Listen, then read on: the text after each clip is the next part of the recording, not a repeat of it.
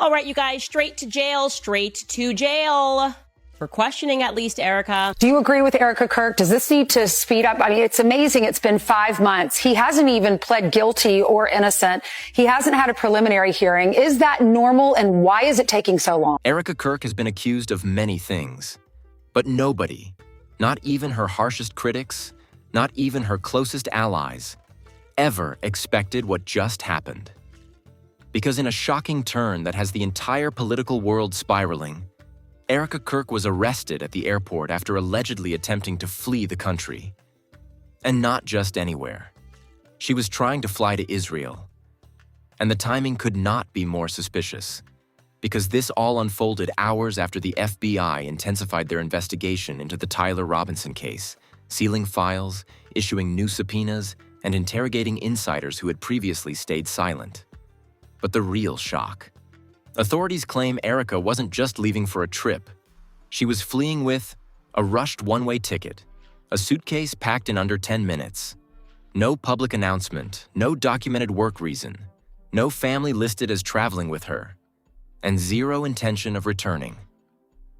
According to airport officials, Erika looked panicked, disoriented, and in a rush so intense it raised immediate red flags.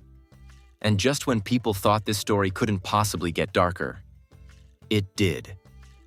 Because leaked reports claim she was carrying unmarked envelopes, confidential documents, a burner phone, and a handwritten letter addressed to someone investigators, refused to name FBI sources, are already calling this the moment the entire Tyler Robinson case collapses. Because Erika's attempted escape suggests one terrifying possibility. She knows something so explosive, so dangerous, so devastating, that staying in the United States is no longer safe for her. But what was she running from? The FBI? The truth? The warden? Someone connected to Tyler? Someone connected to her? And why Israel? Why now? Why right as investigators close in on the hidden figures behind the TPUSA scandals? One thing is clear. This isn't a meltdown. This isn't a misstep. This is desperation. And desperation always means one thing. There's a secret Erika could no longer carry. The days leading up to Erika Kirk's airport arrest were not normal. Not for her, not for TPUSA, and not for anyone even remotely connected to the Tyler Robinson saga. Looking back now, it is painfully obvious the signs were there. Flashing. Screaming, practically begging someone to notice. But everyone was too distracted by the daily chaos, the internal leaks, and the non-stop back-channel panic to see what Erika was really doing. She was preparing to disappear.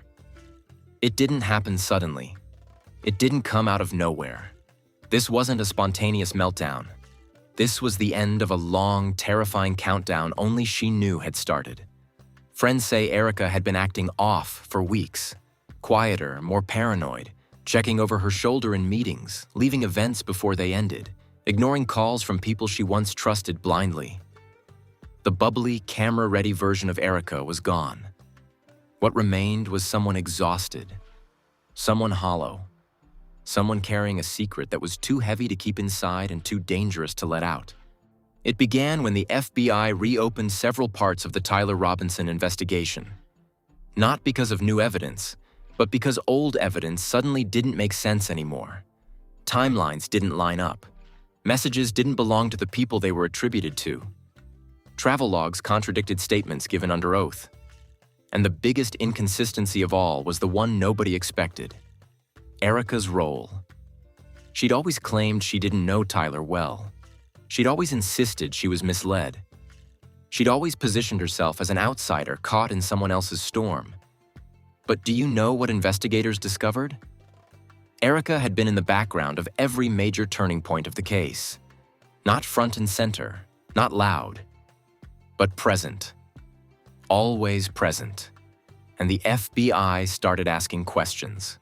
Real questions. Dangerous questions. Questions that pointed toward the possibility that Erika wasn't just a victim of Tyler's manipulations, but a participant, or worse, a witness, to something far more orchestrated. And Erika knew they were getting close. People around her noticed the shift immediately. A staffer recounted, "She stopped smiling. She stopped engaging. She looked like someone who hadn't slept in days." Another said, "She'd start conversations and forget what she was saying halfway through. She was terrified. Of who, I don't know." But the clearest sign that something was wrong came 3 nights before her attempted escape, when Erika abruptly left a leadership dinner halfway through dessert. She didn't make an excuse. She didn't wave goodbye. She simply stood up, face pale, eyes wide, hands shaking, and walked out. On video footage from the event shows her checking her phone twice, the second time with an expression so shocked, so devastated, it immediately became part of the FBI's evidence timeline. Whatever she saw on that screen was the beginning of the end. Because less than an hour later, Erika received a visitor at her home. A man whose identity investigators have not yet released. A man who stayed for less than 8 minutes.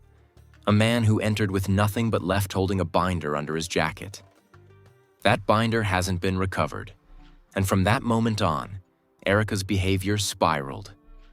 She stopped answering TPUSA messages, ignored producer calls, canceled appearances without explanation, refused to attend scheduled strategy meetings, and in one instance, reportedly burst into tears during a private call, like saying, "They're not protecting me anymore." Who they were, nobody knows. But whoever they were, Erika believed they had abandoned her. Then came the encrypted messages. Investigators have confirmed that Erika sent 3 outgoing communications from a secure messaging app linked to a foreign-based server. One to a family member, one to an unknown international number, one to a contact saved only as D. All 3 messages were deleted within seconds of sending. But metadata confirms each message ended with the same chilling phrase, "It's happening." 2 days before her arrest, Erika began withdrawing cash, not electronically, but physically, in person, from multiple branches across the city. Small withdrawals, repeated, deliberate, avoiding detection. By the end of the day, she had accumulated nearly $14,000, all in small, unmarked bills, a classic flight tactic. Witnesses say she barely spoke at the bank counters. One teller claims she looked scared of her own hands. But the darkest moment came the night before Erika attempted to flee. Security footage shows her standing outside her apartment building alone for nearly 15 minutes, staring at a parked car across the street. Not moving, not speaking, just staring. When she finally went inside, she locked the door behind her 3 times. Then, sometime between midnight and 3 a.m., Erika packed. Not clothes for a trip, not outfits for a conference, not essentials for a business proposal. She packed the kind of items people take when they are never coming back. Documents, receipts, photos, personal letters, a flash drive, 3 sealed envelopes, and 1 small black notebook the FBI hasn't decoded yet. And around 4 a.m., she ordered a rideshare to the airport. The driver described her as shaking uncontrollably. He also said she whispered 1 sentence during the ride, "It's too late now." The ticket she purchased was one way. The destination was Tel Aviv. The urgency was unmistakable. But this is where the story takes its darkest turn.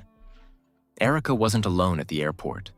Multiple witnesses confirmed she kept looking over her shoulder. A man in a dark jacket appeared on at least 3 cameras walking several yards behind her. He never approached her. He never spoke to her. But he was there. And here's the detail investigators can't explain. When Erika was arrested at the gate, the man vanished from all cameras within seconds. Gone. No trace.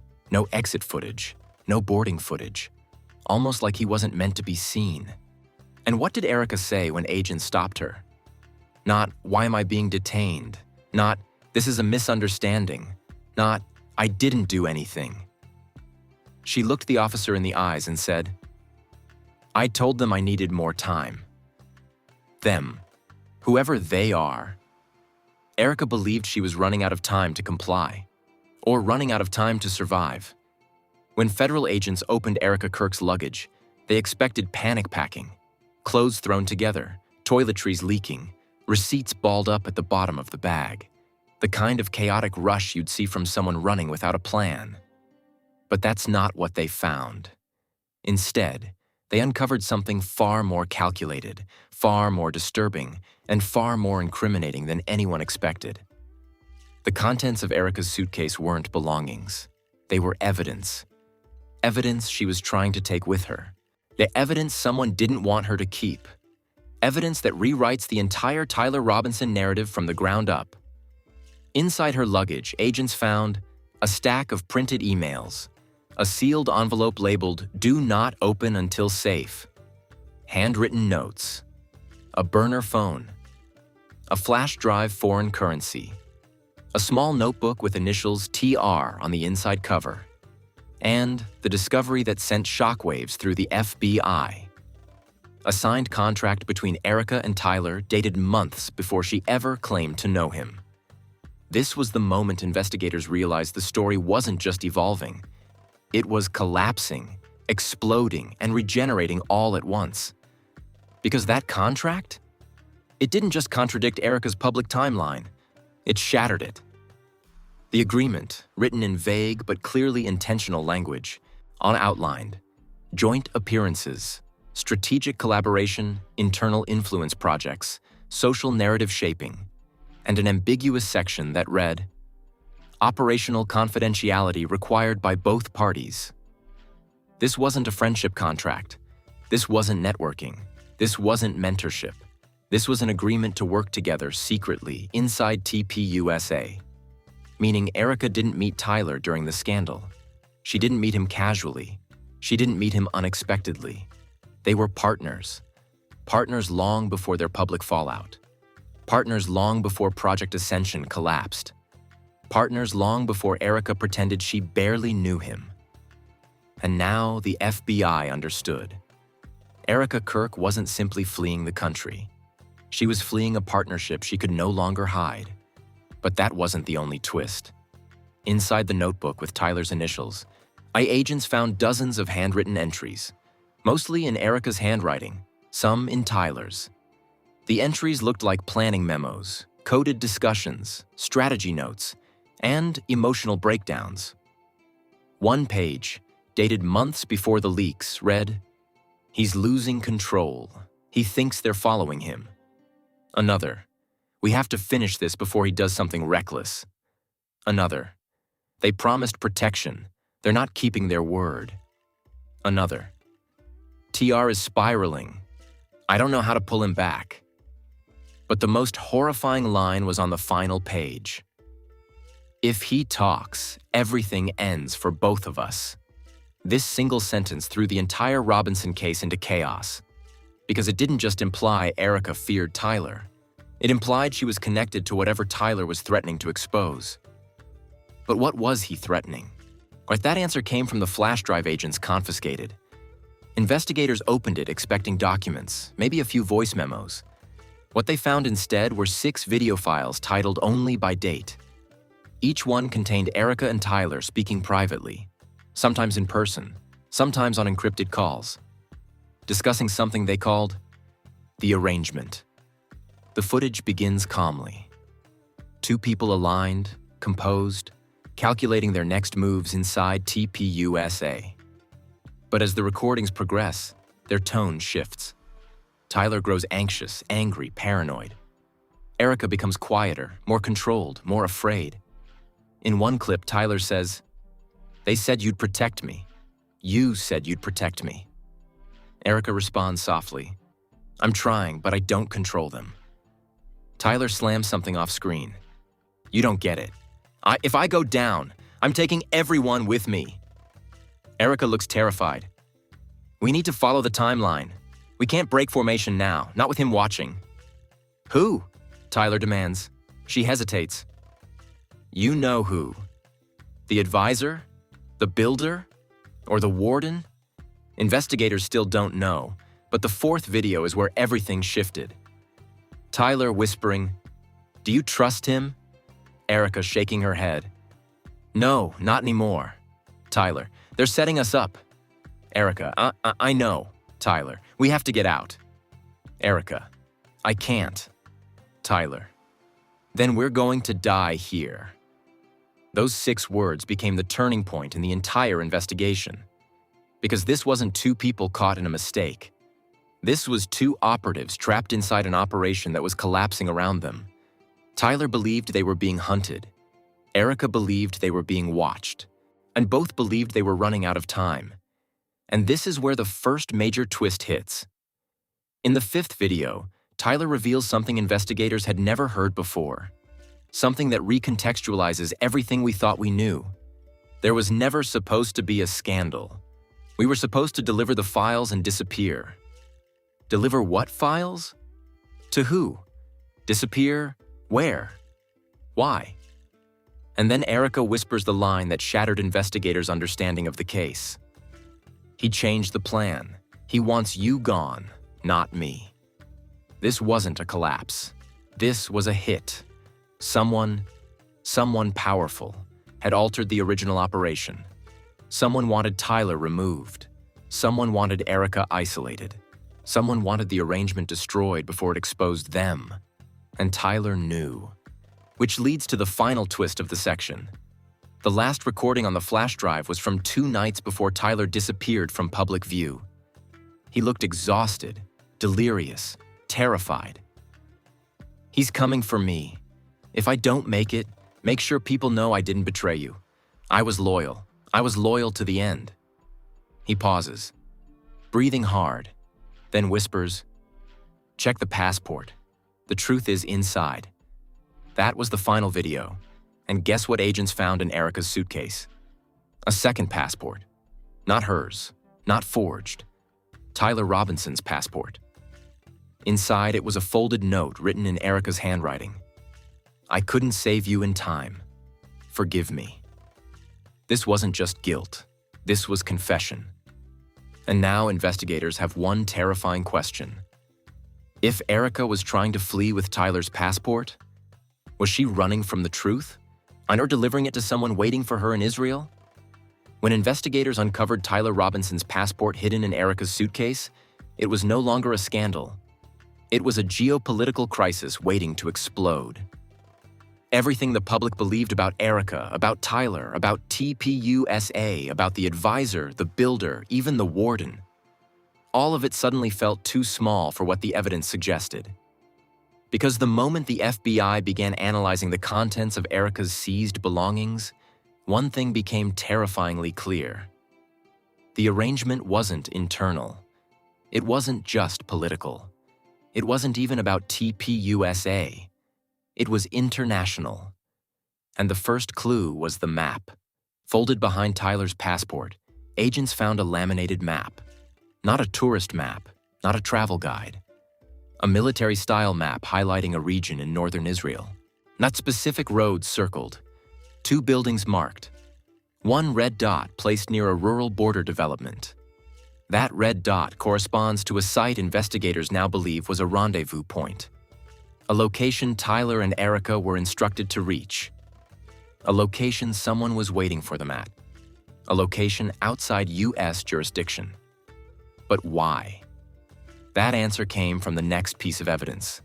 The sealed envelope labeled, "Do not open until safe." Inside was a handwritten 3-page letter. Not from Erika, not from Tyler. From a third party. Initials redacted, signature removed. Offering instructions, deadlines, consequences. The handwriting was sharp, controlled, almost militaristic in tone. There are phrases repeated throughout the letter. Deliver the arrangement packet intact. Both assets must comply. Failure to execute will destroy many. The warden cannot interfere once you reach the drop. Ascension was not the mission. Ascension was the cover. It took investigators less than an hour to realize what this meant. Project Ascension was never the real operation. It was camouflage, a distraction, a misdirection, a fake internal narrative to mask a deeper, foreign-linked exchange of information. And Erika? She was the courier. Tyler? The collector? The warden? A man who discovered the truth and panicked. Suddenly, every confusing detail of the last year made perfect sense. Why Tyler spiraled. Why Erika lived a double life. Why the warden shadowed her. Why the advisor manipulated them. Why the builder tried to pull her out. Why the factions fought over her access. They all thought they were fighting for control inside TPUSA. But Erika and Tyler weren't operating inside TPUSA. They were operating through it. And someone very powerful, someone behind the letter, was using them to move classified information across borders without detection. Investigators had barely processed this when they made the most explosive discovery yet. A second flash drive. This one hidden inside the lining of Erika's suitcase, wrapped in a piece of silver anti-tracking foil. When decrypted, it contained a single file. Arrangement_packet_final.docx. The packet wasn't political commentary. It wasn't internal gossip. It wasn't donor lists or financial records. It was a complete psychological profile system used to categorize influencers for foreign manipulation. A system far more advanced than Project Ascension. A system not created in the United States. The languages embedded in the code? Hebrew, English, and a third unidentified cipher investigators still cannot decode. This wasn't about TPUSA. This was about identifying who can be controlled, who can be compromised, who can be activated, who can be erased. It was a foreign intelligence-style influence map, and Tyler's initials were on the analysis, while Erika's initials were on the delivery side. They were the operational team. And the warden? He wasn't the mastermind. He was the obstruction. And the moment he realized Erika and Tyler were part of something much larger, something international, he began sabotaging the arrangement to save himself. That's when the scandals began. That's when Tyler unraveled. That's when Erika became trapped. That's when the advisor weaponized the pairings. That's when Project Ascension collapsed. It was all fallout. The fallout of a failed foreign operation. But then investigators uncovered the final key that clarified everything. A digital printout titled, List of U.S. Contacts, Do Not Compromise. 10 names, all redacted for now. But one name was highlighted. Not Tyler, not Erika, the warden. The warden wasn't a puppet master from the shadows. He was an asset, someone who once cooperated with foreign handlers. Someone who later panicked and tried to shut down the entire operation to save himself. Erika and Tyler weren't his puppets. They were his liabilities. And that is why the warden turned on them. That is why he triggered failsafe protocol. That is why Erika was isolated. That is why Tyler was silenced. That is why the public timeline was rewritten. The warden didn't fear exposure of the arrangement. He feared exposure of his own name on that contact list. And this leads to the shocking reveal of the section. The one investigators finally confirmed to the press. Erika wasn't fleeing from guilt. She wasn't fleeing from the FBI. She wasn't fleeing from Tyler's case collapsing. She was fleeing from the warden himself. Someone warned her. Someone told her he knew she had the packet. Someone told her she was next. And the note in her suitcase proves it. He knows. Run. There was another line beneath it, halfway erased. He already took care of T. You're next. The warden didn't expose Tyler out of fear. He eliminated him. And the arrangement's foreign handlers? They were waiting for Erika to arrive in Israel with the packet. Which means, had Erika successfully boarded that plane, she might have lived. Had she missed the flight by 1 minute, she might have died. Had the FBI not intervened, the truth never would have surfaced. And Tyler Robinson's case? It didn't collapse because Erika tried to flee. It collapsed because investigators realized Tyler wasn't the criminal. He was the courier who got caught in the crossfire. And Erika? She wasn't the mastermind. She was the final surviving asset. But the biggest twist? The warden didn't go quiet after Erika's arrest. He sent a message, directly to the investigators handling the case. A single sentence. You have the packet, but you still don't have the fourth courier. There was a fourth courier, a fourth operative, a fourth person part of the arrangement, a fourth name on the list, a fourth target.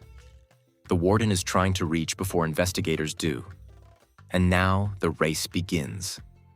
When news broke that Erika Kirk wasn't just arrested, but arrested while attempting to flee the country with evidence tied to a foreign-linked operation, the internet didn't simply react. It convulsed. It shook. It combusted. It screamed. Because this wasn't just another TPUSA scandal. This wasn't another meltdown. This wasn't another influencer controversy or messy internal drama. This was international. It's like this was criminal. This was historic. And for the first time since the Tyler Robinson saga began, both supporters and critics were united in one emotion: complete and absolute shock. The first explosion came from Twitter, always the front line of digital chaos. Tweets began pouring in. Erika had TR's passport? What? She wasn't fleeing him. She was protecting him. Wait, the arrangement was foreign? The warden is done. He's so done. Oh, this isn't a scandal. This is espionage level wild. By the first hour, hashtag Erika Kirk and hashtag The Arrangement were trending in the top 3 topics worldwide. Influencers raced to live streams. Guys, she had maps. Maps. What influencer has maps of northern Israel? The passport, the envelope, the letter, the videos. This is officially bigger than anything TPUSA has ever faced. Not Erika carrying the entire collapse of TPUSA in a single Samsonite suitcase. But then came the real shock, the political analyst reactions. Seasoned strategists, former intelligence officers, and high-level consultants stepped into the conversation saying, "This resembles a covert information relay. The structure of the packet mirrors psychological profiling used in foreign ops. Someone inside TPUSA was running an influence machine far beyond the scope of domestic politics. Even a former federal prosecutor weighed in. If these documents are authenticated, multiple felonies, just collided in one case." Meanwhile, over on TikTok, creators were connecting dots investigators hadn't fully revealed yet. Hold on, she had Tyler's passport. And if he didn't give it to her, how did she get it? Tyler said, "Check the passport." Guys, he was warning her. The warden isn't controlling them, he's hunting them. Videos analyzing Erika's terrified airport expression went viral. Creators slowed down clips frame by frame, pointing out how she kept glancing behind her. Look at her eyes. She wasn't scared of the FBI. She was scared of the man following her. Then political commentators started asking the most important question yet. Who was waiting for Erika in Israel? Because that's the part nobody could explain. Her ticket wasn't for tourism. It wasn't for business. It wasn't for a conference. It was a one-way escape route that someone told her to take. And news outlets jumped in immediately. FBI believes new foreign-linked network tied to TPUSA scandal. Erika Kirk arrested. New evidence suggests intelligence-like operation. The arrangement, the secret deal that brought down Tyler Robinson case. But the biggest explosion happened when reporters confirmed a detail that had been circulating in whispers. The warden sent a message to investigators. People lost their minds. What kind of man warns the FBI? Oh, he thinks he's untouchable. The warden is officially the most dangerous figure in this entire scandal. Creators began building timelines comparing Erika's attempted escape with Tyler's disappearance, the builder's warnings, the advisor's manipulation, the foreign handler's communication pattern, and it all aligned. It didn't take long for fans to turn Erika into a tragic, but mysterious, almost cinematic figure. This girl was in way too deep. She wasn't running from guilt. She was running for her life. How did nobody see she was being controlled? But not everyone reacted with sympathy. Some conservative commentators went full attack mode. She attempted to flee. That's guilt. She was involved at a deeper level than anyone thought. She knew exactly what she was part of. But each time criticism grew, a new leak emerged that made her look less like a conspirator and more like a trapped operative. Then came the industry collapse. Brands quietly paused partnerships. Political groups halted collaborations. Influencer networks removed Erika from promotional materials. And even organizations unrelated to TPUSA began releasing statements distancing themselves from anything connected to the arrangement documents. Behind the scenes, however, something even more dramatic was happening. TPUSA leadership held a closed-door emergency meeting, and someone leaked audio from inside. The panic was unmistakable. What if the other couriers are exposed? Do not mention the packet in public. The warden is already contacting board members. We cannot afford this to become a federal-level scandal. Too late, it already was. But nothing, absolutely nothing, created more chaos than the rumor that began circulating near midnight. The fourth courier is still active inside TPUSA, and the warden is trying to reach them. People began listing potential suspects. YouTubers posted hour-long breakdowns. Creators diagrammed TPUSA's entire internal structure on whiteboards.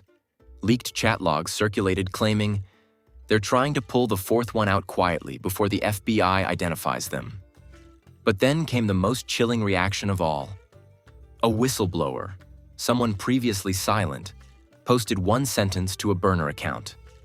Don't forget, couriers always travel in pairs. Pairs, plural. Meaning Erika wasn't traveling alone. Meaning Tyler wasn't the only partner. Meaning the fourth courier might be connected to Erika the same way Tyler was. And the world erupted again. Who was Erika's real partner? Does the fourth courier know she was arrested? Is the warden trying to activate them? By the end of the night, the internet understood something terrifying. Erika's escape attempt wasn't the climax of the story. It was the warning shot. Because now, the warden is cornered. The couriers are compromised. The arrangement packet is exposed. The FBI is circling. Foreign handlers are waiting. And TPUSA's entire infrastructure is at risk of collapse. But the real question, the one everyone is asking, remains. Who is the fourth courier? And what will they do now that Erika is gone? The FBI thought Erika's arrest was the turning point, the moment everything snapped into place. But instead, it was the moment everything shattered. Because within hours of seizing her suitcase, agents discovered something that rewired the entire investigation. Erika wasn't the only courier who tried to flee. There had been another attempt, quietly buried, never reported, hidden from both the public and internal TPUSA staff. A second courier, a second escape, on a second disappearance, and the FBI had missed it. Until now. The discovery came from an international border alert triggered by Erika's passport activity. When her name was flagged, an older, previously unmatched alert was pulled up, belonging to someone referred to only as Asset 02. The timestamp? 2 weeks before Erika made her attempt. Destination? Also Israel? Method? Also one way. Outcome? Unknown. The realization hit like a bomb. Erika wasn't following a plan she made. She was following a plan someone else had already attempted, and possibly died trying. Agents now believed the second courier, Asset 02, was connected to Erika in ways previously overlooked. Someone she trusted. Someone whose absence had gone unnoticed in public circles. On someone who vanished without triggering alarms because TPUSA simply said, "They're taking time offline." But the FBI now knew that was a lie. Somebody covered up their disappearance. And here's where everything snaps into focus. In Erika's letters, the ones recovered from her suitcase, there were 3 names referenced in code.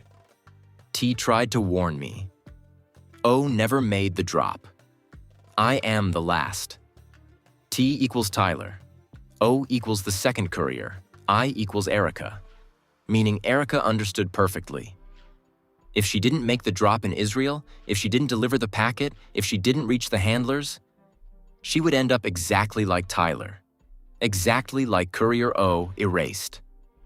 Then came the audio file, the one that agents initially overlooked because it was mislabeled as a miss key recording.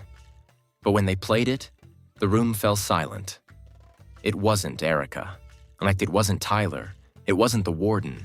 It was Courier O, a man or woman, voice distorted, nervous, breath uneven, whispering into a recorder.